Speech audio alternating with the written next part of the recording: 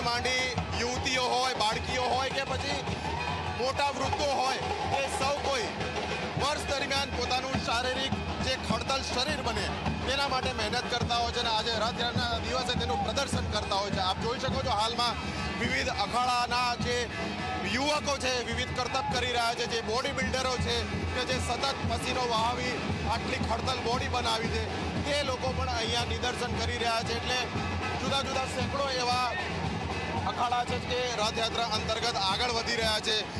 અખાડા ઉપરાંત ભજન મંડળીઓ હોય કે પછી વિવિધ અન્ય આકર્ષણો હોય, સૌ કોઈ આ પળની મજા માણી રહ્યા છે. કેમેરા પર્સન મુકેશ ચૌહાણ સાથે અર્પણ કાયદાવાલા ઝી મીડિયા, અમદાવાદ. ભગવાન જગન્નાથની જે રથયાત્રા છે તે ધીરે ધીરે આગળ આવી રહી છે. આપ જોઈ શકો છો જે ગજરાજ છે તે ગજરાજ ધીરે ધીરે ધારની જે પોળ છે તે પોળમાંથી નીકળીને આગળ વધી રહ્યા છે. ત્યારે વિવિધ જે ટેબલાઓ છે તે ટેબલાઓ પણ આગળ આવી રહ્યા છે. ખાસ કરીને વાત કરીએ તો આજના દિવસે અલગ જ મહત્વ રહ્યું છે, કારણ કે ભગવાન જગન્નાથ જ્યારે સુભદ્રા અને ભાઈ બલરામ સાથે નગર ચર્ચાએ નીકળ્યા છે ત્યારે સૌ કોઈ જે ભક્તજન છે તે ભક્તજન જે ભગવાન છે તે ભગવાન જગન્નાથના જે દર્શન છે તે દર્શનો માટે અહીં આવી પહોંચ્યા છે. મહત્વની વાત છે કે જ્યારે લોકો ભગવાનની એક ઝલક જોવા માટે કલાકોથી ઊભા છે ત્યારે તેમને મગ, જાંબુ, બોર સહિતના જે પ્રસાદો છે તે પ્રસાદો આપવામાં આવી રહ્યા છે. આપણી સાથે જે ભક્તજન છે તે જોડાયા છે. જી, આજના દિવસનું મહત્વ શું અને મગ વેચવામાં આવી રહ્યા છે, શું કહેશો?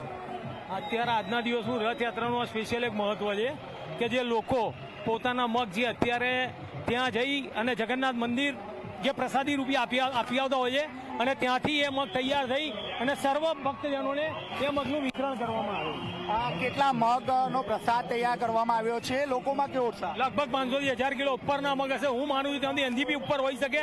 લોકો ભક્તજનો બહુ સરસ રીતે પ્રસાદ આરોગે છે અને સરસ આજે રથયાત્રાનો આનંદ લે. ક્યાં સુધી આપ જશો? અમને અહીંયાનો પોઈન્ટ આપેલો છે. અમે અહીંયા ઢાલનીપુરના નાકા સુધી છીએ.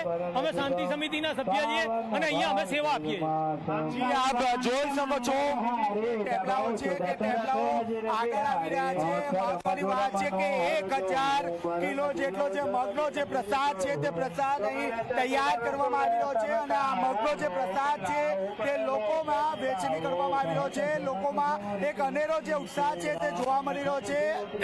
આપ જોઈ શકો છો ધીરે ધીરે જે વિવિધ જે ટેબલાઓ છે તે અહીં શણગાર કરવામાં આવ્યો છે અને લોકોમાં જે આકર્ષણનું જે કેન્દ્ર બની રહે તે પ્રકારના વિવિધ જે ટેબલાઓ છે તે ટેબલાઓ અહીં તૈયાર કરવામાં આવી રહ્યા છે. હાલમાં ભદ્રાકાલીન જે માતા છે તેમની જે મૂર્તિ છે તે મૂર્તિ જે ટેબલા છે તે ટેબલાની આગળ રાખવામાં આવી રહી છે. અનેરો જે ઉત્સાહ છે તે જોવા મળી રહ્યો છે. જે કેટલો ઉત્સાહનો વાતાવરણ! જબરદસ્ત. જય રણછોડ. બીજું બોલો સાહેબ. જય રણછોડ, માખણ છોડ.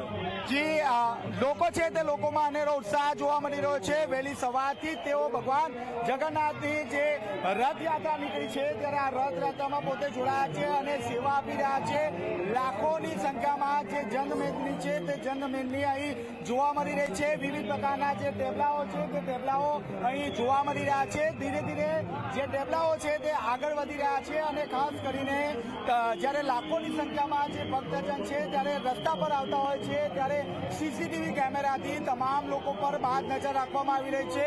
કોઈ પણ પ્રકારની અઘટિત ઘટના ન બને તે માટે પૂરતી તકેદારી રાખવામાં આવી રહી છે.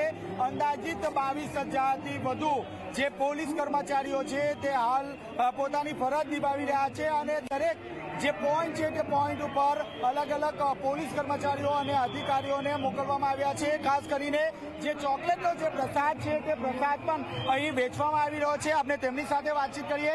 જી, પ્રસાદ રૂપે ચોકલેટ વેચી રહ્યા છો, શું કહેશો? પ્રસાદ એ ભક્તો માટે અમે ચોકલેટ લઈને આવ્યા છે. ટોટલ અમે 5000 રૂપિયા ચોકલેટ લઈને આવ્યા છે ભક્તો માટે. 10 મિનિટ ચોકલેટ ખાલી થઈ જશે અને 5000 રૂપિયા લઈને આવ્યા છે. ડેરી મિલ્ક પર બધી લઈને આવ્યા છે. અમે જેલી વેલી બધું લઈને આવ્યા છે.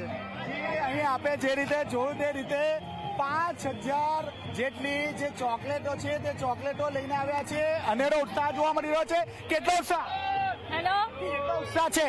બહુ જ ઉત્સાહ છે. અમે લોકો કેટલા દિવસથી તૈયારી કરતા હતા અને અહીંયા આવવા માટે બહુ જ ઉત્સાહ છે અને બહુ જ મજા આવે છે. કેટલા દિવસથી તૈયારી હતી અને હવે શું કહેશો? 10-15 દિવસથી તૈયારી હતી ને હવે બહુ મિસ કરીશું. આજે આખો દિવસ પતી જશે તો આપ જોઈ શકો છો છેલ્લા 15 દિવસથી જે છે તે તૈયારીઓ કરવામાં આવતી હતી અને હાલમાં આપ જોઈ શકો છો અલગ અલગ થીમ ઉપર જે ટેબલા છે તે ટેબલા અહીં તૈયાર કરવામાં આવ્યો છે. ભગવાન રામનો જે ટેબલો છે તે અહીં તૈયાર કરવામાં આવ્યો છે. અલગ અલગ જે ટેબલો છે તે અલગ અલગ ઝાંકીઓ અહીં પ્રસ્તુત કરી રહ્યા છે. આપણી સાથે અન્ય પણ ભક્તજન જોડાયા છે. જે આજના દિવસનું મહત્વ શું છે? મગનો પ્રસાદ વેચી રહ્યા છો, શું કહેશો? મગનો પ્રસાદ અમે લોકો એટલે વેચી રહ્યા છીએ કે કૃષ્ણ ભગવાન એમ કહે છે કે મગ ચલાવે પગ, એટલા અમે પ્રસાદ વેચીએ છીએ. કેટલા કિલો મગનો પ્રસાદ બનાવ્યો છે? કઈ રીતે વેચણી કરશો? અમે લોકોએ ટોટલ ટ્રકની અંદર લગભગ 300 કિલો મગ છે, પણ બને ત્યાં સુધી ચાલીને બધા સુધી પહોંચે એ રીતે વેચણી કરી રહ્યા છીએ. જી આપ જોઈ શકો છો અલગ અલગ જે ટેબલા છે તેમાં અલગ અલગ મગનો પ્રસાદ તૈયાર કરવામાં આવી રહ્યો છે. આપ જોઈ શકો છો જય દ્વારકાધીશ, અહીં દ્વારકા જે મંદિર છે તેની થીમ ઉપર જે ટેબલો છે તે ટેબલો અહીં બનાવવામાં આવ્યો છે. અલગ અલગ જે ટેબલો છે તેનું અલગ અલગ જે મહત્વ છે તે મહત્વ રહેલું છે. આપ જોઈ શકો છો મોટી સંખ્યામાં જે ભક્તજન છે તે અહીં જોડાયા છે અને મહત્વની વાત છે કે આજના દિવસે જે પ્રસાદ છે તે પ્રસાદ લેવા માટે પણ ભક્તજનો પડાપડી કરી રહ્યા છે. ખાસ કરીને જે મગનો જે પ્રસાદ છે તે પ્રસાદ અહીં તૈયાર કરવામાં આવ્યો છે અને આ પ્રસાદ જે ભક્તજન છે તે ભક્તજનમાં વેચવામાં આવ્યો છે. ગાંધીપોળમાંથી ધીરે ધીરે જે રથયાત્રા છે તે નીકળી રહી છે અને ખાડિયામાં જે રથયાત્રા છે તે પ્રવેશ કરી ચૂકી છે. કેમેરામેન તુષાર સાથે ચેતન પટેલ, ઝી મીડિયા, અમદાવાદ. તો રથયાત્રાની પળે